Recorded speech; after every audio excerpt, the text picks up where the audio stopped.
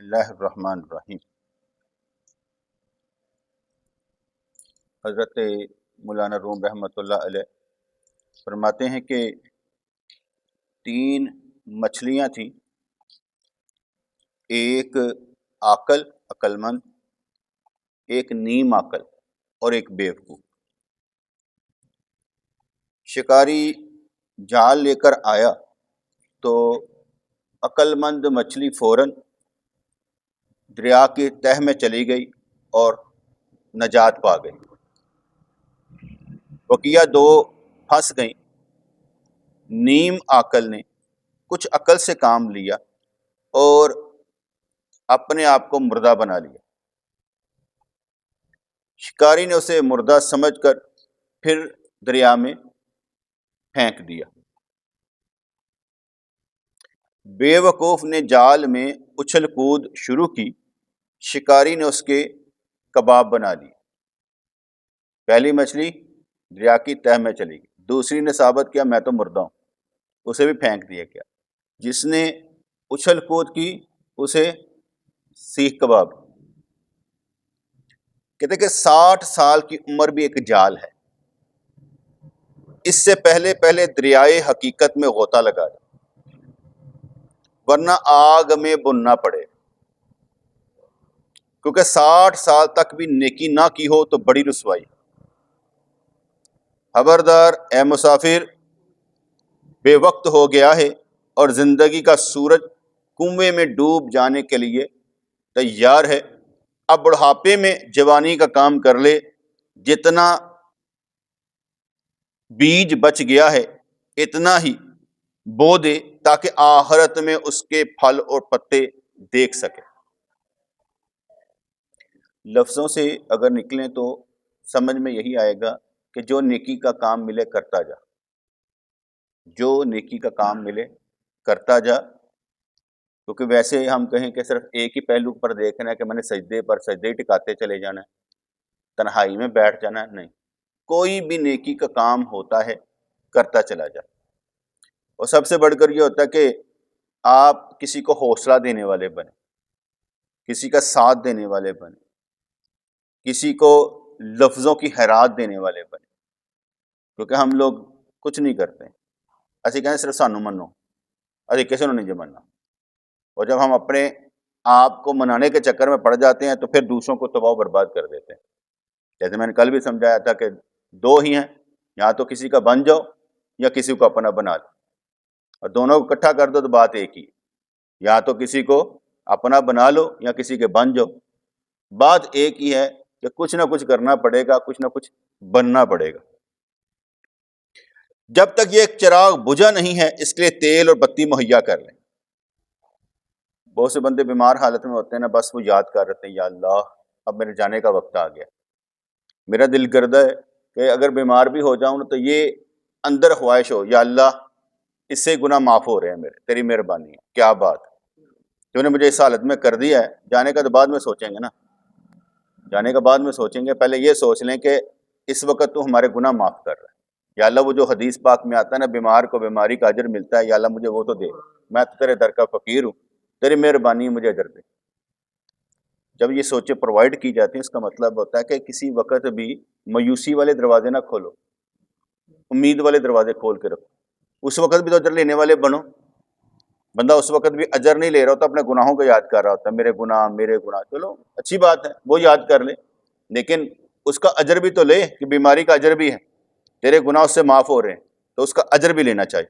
یہ بھی ایک الہامی بات ہے، آپ نے اس کو کوٹ کرنا ہے کہیں پر بھی ہو تو آپ اس کا فائدہ دیکھیں کہ لوگ اس کا فائدہ لیتے ہیں کہ بھئی بیماری بھی ہو تو رونا نہ ڈالو، بلکہ کہو یا اللہ تیرا شکر ہے بیماری دے دی ہے، مجھے معلوم ہے صحت بھی تیری طرف سے ہے، ٹھیک ہے، تو جب تک یہ تو نے مجھے بیمار رکھا مجھے اجر دے، ہم تیرے در کے فقیر ہیں، مہربانی ہے، ہمارا اس فقیری میں نام ہونا چاہیے۔ پھر آپ فرمانے لگے خبردار ایسا نہ کہہ کہ کل شروع کروں گا، آج کا کام کل پر نہ ڈال۔ اس معاملے میں صرف باتوں سے کام نہیں چلے گا، سخاوت اور حیرات کو اپنا۔ بدن کی سخاوت یہ ہے کہ جسمانی لذتوں اور شہوتوں سے پرہیز کیا جائے۔ بڑا ہی لمبا پیریڈ ہے، میں آگے بتا رہا ہوں، میں دعا مانگ رہا ہوں یا اللہ تیرا ذکر میری غذا بن جائے، اب یہ دعا کب قبول ہوتی ہے معلوم نہیں، لیکن دعا مانگنے میں حرج کوئی نہیں، بڑی دعا ہے.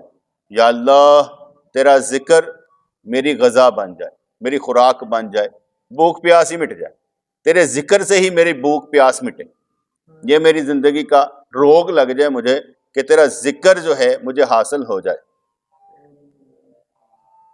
ایک ہوتا ہے نا کہ یا اللہ میں تجھ سے مانگتا ہوں، سوال کرتا ہوں کہ اپنا ذکر کرنے کی توفیق دے.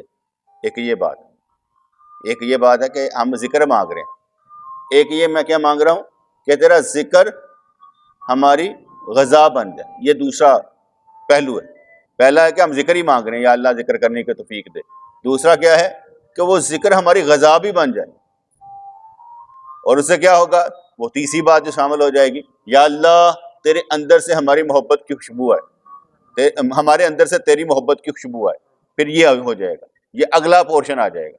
پہلے کیا ہوا، ذکر، ہم نے ذکر مانگا کہ یا اللہ تیرا ذکر ہمارے جسم کی، روح کی غذا بن جائے، خوراک بن جائے. اور پھر دوسرا کیا کہ ہمارے اندر سے تیری محبت کی خوشبو آئے. تو بدن کی صحاوت یہ کہ جسمانی لذتوں اور شہوتوں سے پرہیز کیا جائے اور اس کو عبادت میں مصروف کیا جائے.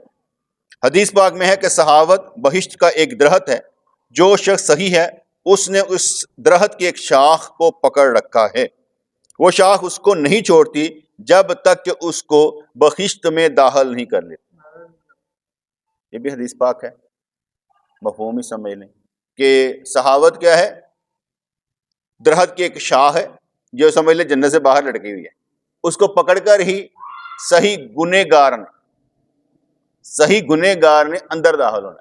ایک ہے صحیح گنہگار نے اندر داخل ہونا. اور یہ کہا جاتا ہے کہ جو بد اخلاق عبادت گزار ہے اس سے جو صحیح گناہ گار ہے نا وہ بہتر ہے. ٹھیک کہا نا میں نے، بد اخلاق عبادت گزار اور ایک طرف ہے گنہگار صحیح. اب دو چیزیں میں نے کہی، بد اخلاق عبادت گزار، اور دوسری کیا میں نے کہی، گنہگار صحیح. اچھا آپ بد اخلاق عبادت گزار ہیں کہ آپ وہ کیا کہتے ہیں صحیح گنہگار ہیں؟ نہیں سمجھے؟ ہم بد اخلاق گنہگار ہیں کہ صحیح بد اخلاق عبادت گزار ہیں کہ صحیح گنہگار ہیں؟ ہم کچھ ہیں کہ کچھ بھی نہیں ہے.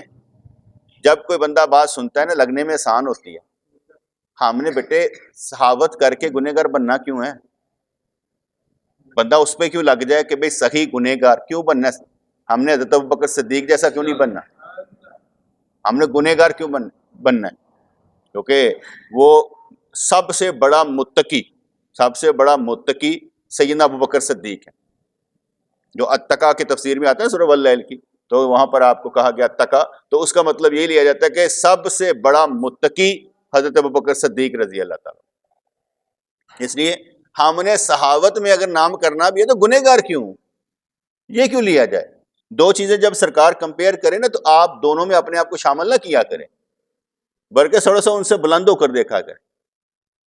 ہمیں جب دو آپشن دیے جاتے ہیں تو تیسری آپشن خود بھی کوئی اختیار کر لے، میں یہ کر سکتا ہوں.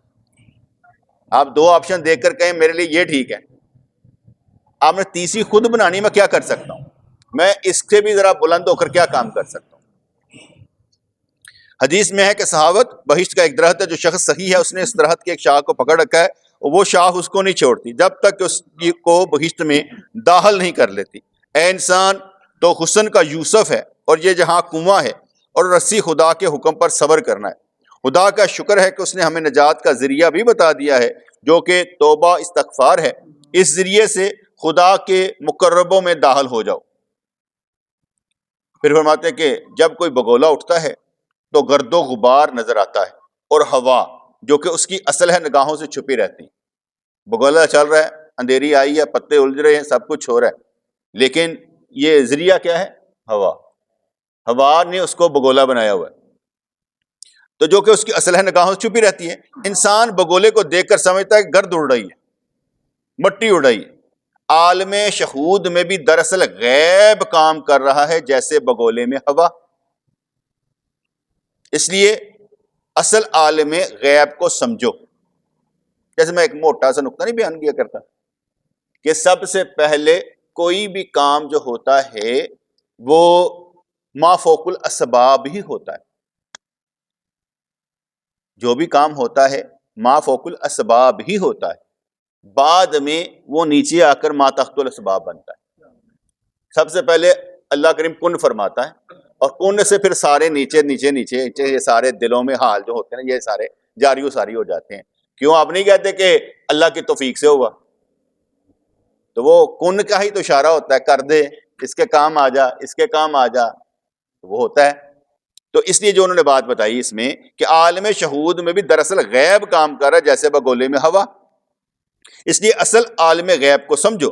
ہمارے ظاہری حواس عالم شہود کو دیکھتے ہیں، لیکن اللہ کے محبوب بندوں کی نظر عالم غیب کو دیکھتی.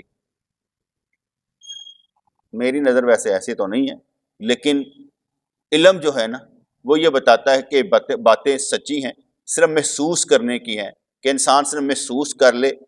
اور جب بھی کوئی سر پر پڑے، میں بھی آ رہا تھا تو تھوڑی سی ایسے کر کے نا ٹھوکر لگی، میں کہا بسم اللہ الرحمن الرحیم، منہ سے نکلا. اچھا پھر میں تھوڑی دیر بعد مجھے حدیث یاد آئی کہ جب بھی کوئی ٹھوکر لگے تو بسم اللہ کہہ لو، شیطان چھوٹا ہو جاتا ہے. تو اگر شیطان کو گالیاں نکالو یا خود ہی غصہ کرو تو فائدہ کوئی نہیں. یہ اب مجھے بعد میں یاد آئی، پہلے نکلا بسم اللہ. ٹھیک ہے، تو اچھا یہ لگا کہ ہمارے منہ سے بسم اللہ نکلا ہے. جیسے سائیں توکل شاہ رحمۃ اللہ علیہ، آپ ایک دفعہ بے ہوش ہوئے، ہوش میں آئے تو کسی سے پوچھا اچھا جب میں بے ہوش ہو رہا تو میرے منہ سے کیا نکلا؟ انہوں نے کہا اللہ. انہوں نے کہا شکر ہے کام بن گیا. انہوں نے کہا وہ کیسے حضرت؟ کہا جب مرنے لگوں گا نا، ہوش اڑ جائیں گے، تب بھی یہی نکلے گا. یہ نشانی بن گئی کہ اس وقت یہ نکلا ہے.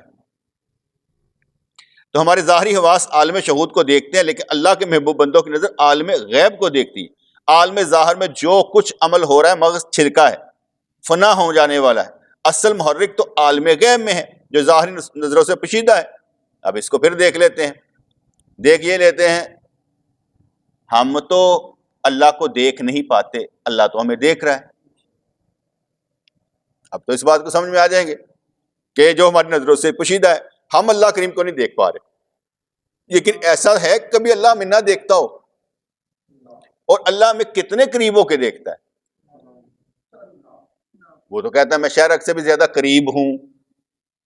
وہ کس قدر قریب ہے معلوم نہیں، ہم محسوس بھی نہیں کر پاتے. لیکن جب ہم اس علم پر یقین کر لیتے ہیں تو یہ یقین اس وقت کامل ہوتا ہے جب آپ کا ہر عمل پرسکون، سوچ سمجھ کر، حکمت اور دانائی سے اللہ واسطے ہو. ورنہ کیا ہے، تیزی سے آپ گزر جائیں گے لیکن آپ کو سمجھ نہیں آئے گی.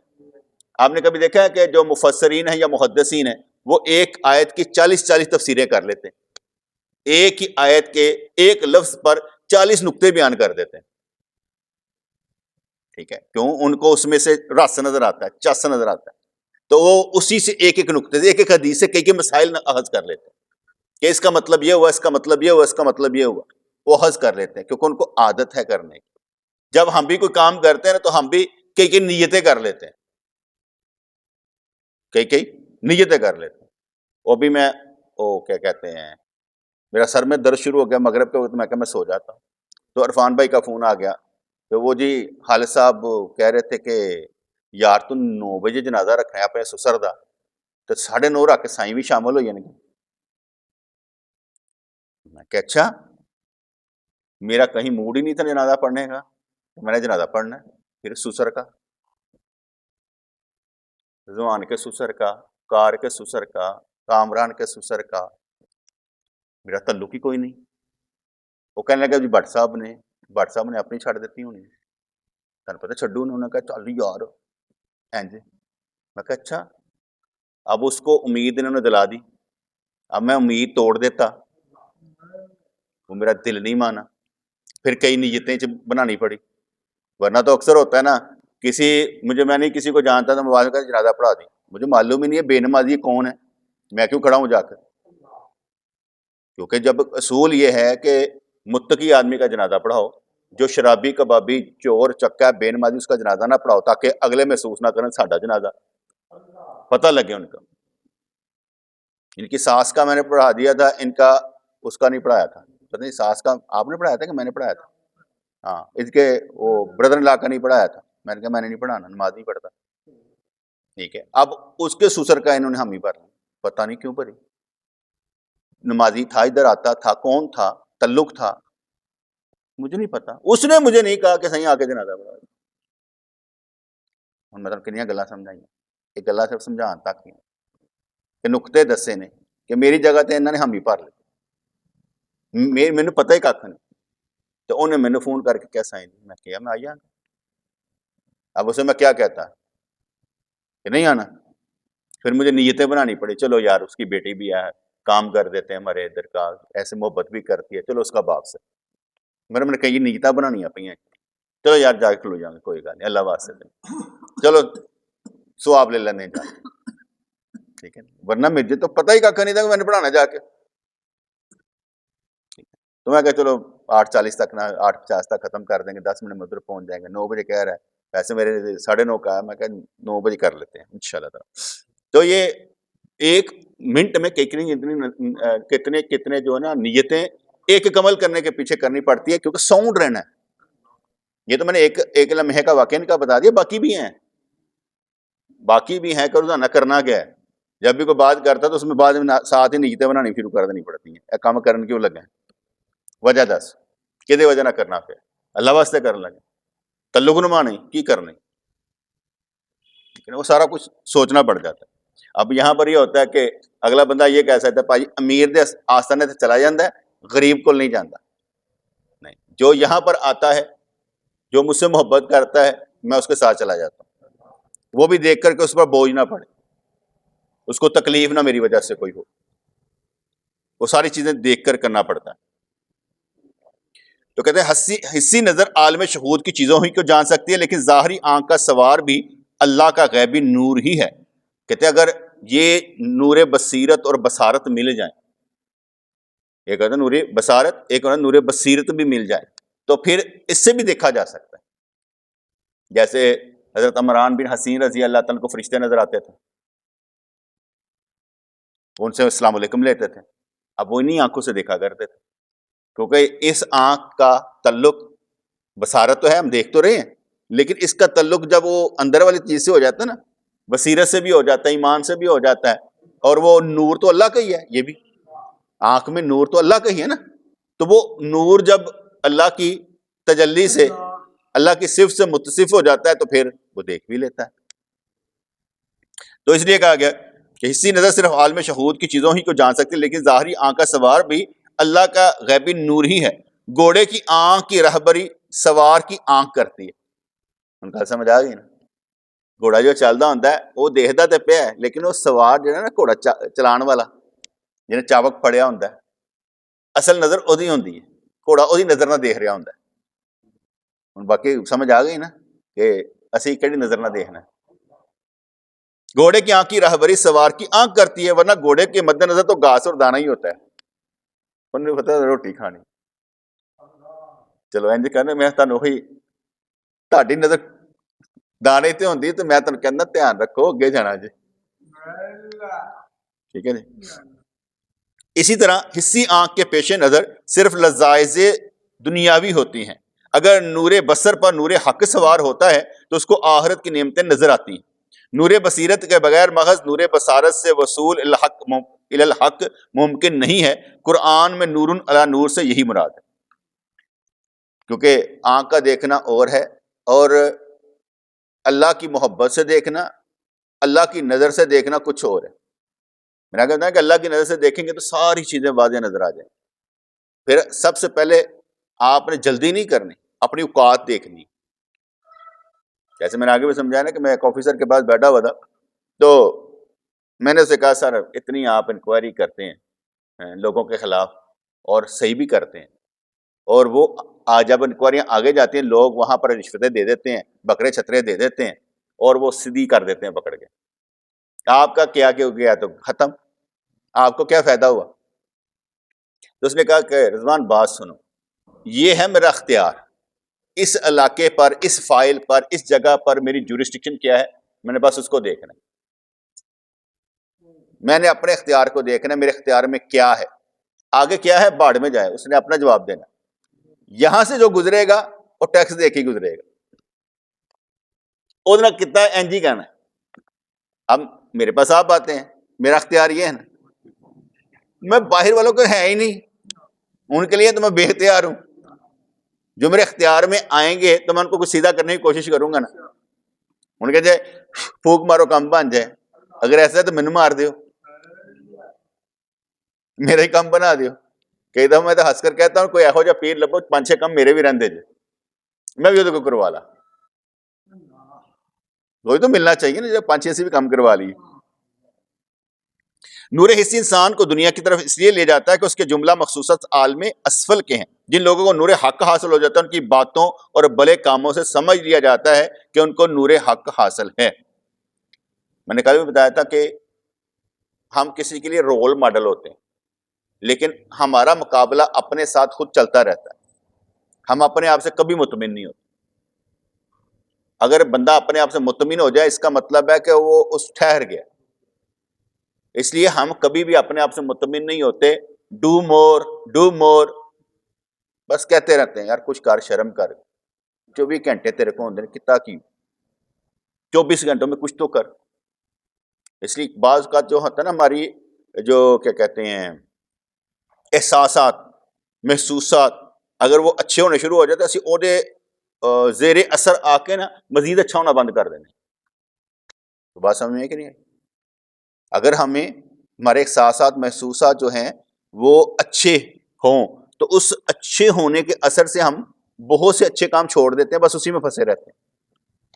ہم نے ایسا نہیں سوچنا، بلکہ یہ محسوسات کے اچھے ہیں نہیں، مزید اچھا ہونا ہے.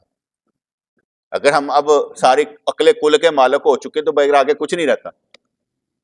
رسول اللہ صلی اللہ علیہ وسلم کی میں معراج یہ سمجھتا ہوں، میں ان کی معراج یہ سمجھتا ہوں، ایک معراج تو وہ جو آپ آسمانوں پر ہو کر اللہ کا دیدار کر کے واپس آ گئے، وہاں تک کسی کی رسائی نہیں، وہاں تک کسی کی رسائی نہیں.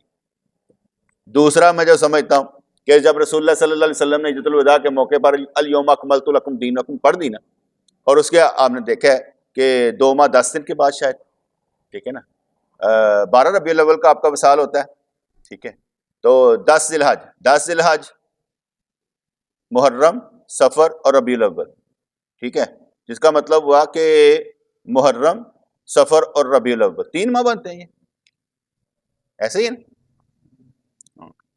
جب یہ آیت اتری ہے اور اس کے بعد کیا ہوا کہ حضور کا پیغام آ گیا، آپ نے دنیا میں رہنا چاہتے ہیں کہ واپس تشریف لانا چاہتے ہیں. مطلب کیا تھا؟ محبوب میرا آج ہو گئی، کم مک گیا تھا، آجو چلیے. جب اللہ کریم ان سے جو کام لینا چاہتا تھا نا، جو ان کے ذمے تھا وہ لے لیا کہ محبوب تو نے کر دیا، اب اسی دین پر ہیں سارے کے سارے. تو بات سمجھ میں آ رہی کہ نہیں آ رہی؟ ایک معراج وہ تھی حضور کی، ٹھیک ہے، وہ اور مشاہداتی ہے. یہ تکمیل والا ہے کہ سارے اپنی تکمیل شریعت کر کے نا، تکمیل شریعت کر کے اور دنیا کا جو ان کو ٹاسک دیا گیا تو پورا کر دیا، تو پھر پیغام آ جاتا ہے واپس چلو. جتنے یہ مر جاتے ہیں نا، میں یہ سمجھتا ہوں وہ فالتو ہو گئے ہوتے ہیں، ان کا چل آیا واپس نہیں. اللہ کہتے میں بس نہیں کام لینا تیرے. دیکھو ایک جوان بچے کا مر جانے کا مطلب کیا ہوتا ہے کہ ماواں دے چیخاں کਢا دینی، دوسریاں نو ہوش دوا دینا، جوان ہی مر گیا. اصل کام کیا ہوتا ہے کہ چیخاں کਢا دینی ہے، ورنہ جوان کے مرنے کا بھی تک بنتا ہے کوئی. اللہ کریم پتہ نہیں کسی کے لیے سزا بنا دیتا ہے، کسی کے لیے جزا بنا دیتا ہے. اس لیے وہ کہتا ہے بس ٹھیک ہے میری مرضی ہے، یہ فالتو ہے، اسے لے جاؤ مارو چیخاں. یہ میں آپ کو موٹا موٹا سمجھا رہا ہوں، نکلتی ہیں سارے نے چیخاں، جس کا وہ پھنسا ہوتا ہے نا، جس جگہ. میں اکثر دیکھتا رہتا ہوں نا کہ ہمارا ہے کیا، ہمارا ہے کیا، اینج کر کے اکٹ ہو تو سارے کو بچتا ہی کھ نہیں. میں واٹس ایپ کو کئی دفعہ کہتا ہوتا ہوں، میں کہتا ایک تیری بیگم، ایک تیرا پتر، تو کر دیتا جائے تد بھی فیملی نامکمل، بیگم کر دیتا ہے تد بھی، تو پتر کر دیتا ہے تد بھی، رہندا کی ہے. ٹھیک ہے نا. تو میں ہوں ایسا یہ ہور اضافہ کر دینا, اگر سب میں سے یا ہم میں سے اللہ نکل جائے تو کچھ بھی نہیں رہتا, بیوی نکل جائے, بچہ نکل جائے, کچھ نہیں ہوتا. اللہ نکل جائے تو سب کچھ ختم ہو جائے. اسے کہانی صرف اللہ کے گرد کو. اچھا جی, تو فرماتے ہیں جن لوگوں کو نور حق حاصل ہو جاتا ہے ان کی باتوں اور بھلے کاموں سے سمجھ لیا جاتا ہے کہ ان کو نور حق حاصل ہے. نور بصارت جو کہ مادی چیز ہے وہ بھی نظر نہیں آتا, تو نور بصیرت جو کہ نور ایمان ہے اور غیبی چیز ہے کیسے نظر آ سکتا ہے. اس جہان نے عالم غیب کی مہربانی سے عاجزی اختیار کر لی ہے. یہ عالم ہر اس تصرف کو قبول کر لیتا ہے جو عالم غیب اس میں کرتا ہے. کوئی قلم بغیر ہاتھ کے نہیں لکھتا, نہ کوئی گھوڑا بغیر سوار کے گڑ دوڑ میں دوڑتا ہے. ظاہر ہے عالم کے جملہ تصرفات کا کوئی کرنے والا ہے. قضاء و قدر کے جس قدر تیر ہیں وہ علیم و قدیر کے چلائے ہوئے ہیں, اور ان میں اس کی کوئی حکمت پوشیدہ ہے. جیسے میں نے ابھی نئے انداز میں بات کی نا, کسی جوان نو مارن کا مطلب کیا ہوتا ہے, مارو چی ہاں.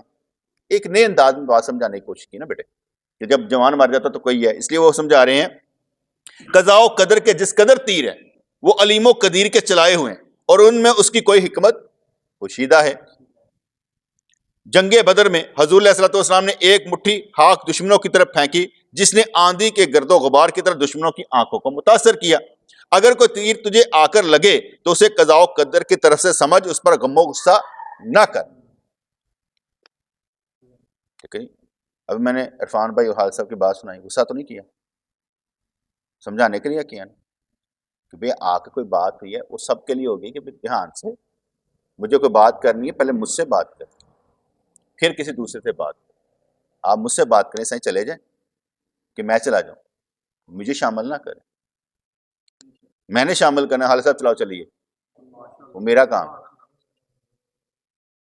میرا کام ہے کسی کو شامل کرنا, ہم مجھے شامل نہ کریں. یہ کہ سمجھانے کے لیے بیٹے جب تک ہم ادب نہیں نہ سیکھتے, ادب و داب سے واقف نہیں ہوتے, کہتے کسی کے ساتھ چلنے کے لیے نا اس کے خیالات, اس کے انداز اور اس کے اخلاق, اس کی سوچوں سے واقف ہونا بہت لازم ہے, نہیں تو جدائی ہو جائے گی.